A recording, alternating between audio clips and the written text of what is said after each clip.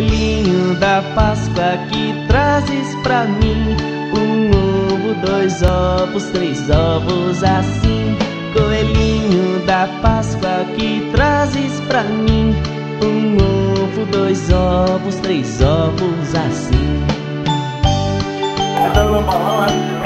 Agora o gato não. Só corrente ajeitando em qualquer lugar. Só corrente adaptam rapidamente. Mudamos de ambiente em 5 segundos. Já nos arrumamos em camas e coisas do tipo, colchões infláveis. Já fazendo comida das meninas pela agilidade. Foi fazendo comida saudáveis. As meninas são famosas. A galera se acomodando aqui.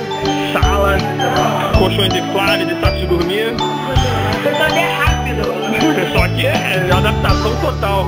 E a negada já foi pra piscina. A cerveja que é o mais importante. Tatá, manda beijo.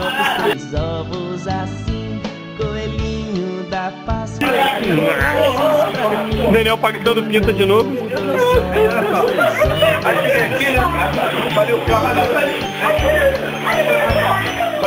Felipe é uma gracinha de orelhinha. Peguei a chave pra ver essa porta aqui. Não pula não. Puta que piada, né? Sai daí, Felipe. Felipe já puta, com a cara de ódio no coração. Vai dar um cascudo no crioulo. Mas eu me estrelo. Eu falo merda, eu sou do outro. Se começa a agredir, eu fico puto. Aí, Daniel é um... Não fala, Daniel. É o macho ruim, fica puto comigo. Fala com você comigo. Ó, vou mandar. Vou mandar. Todo mundo já vai.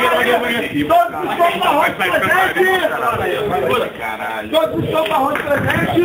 Gente, chega mais pra luz. Vamos pra luz. Vamos pra luz. Filhão, Carlinhos. E você onde é que ficar doente? Se alguém falar nada, se vá pra frente não, vai. Lá! Se Bento é o Flávio. Reboco de igreja velha. Vamos coice de mula, coice de égua. Faz mais de 5 segundos que esse presidente bebe. Que no fundo desse copo, o rosto da mulher amada. Sai danada, sai danada. Arriba, abaixo, abaixo, ao outro, ao centro e a menos. Bebeu? Menos eu. Ei, que o bebê tá mijando.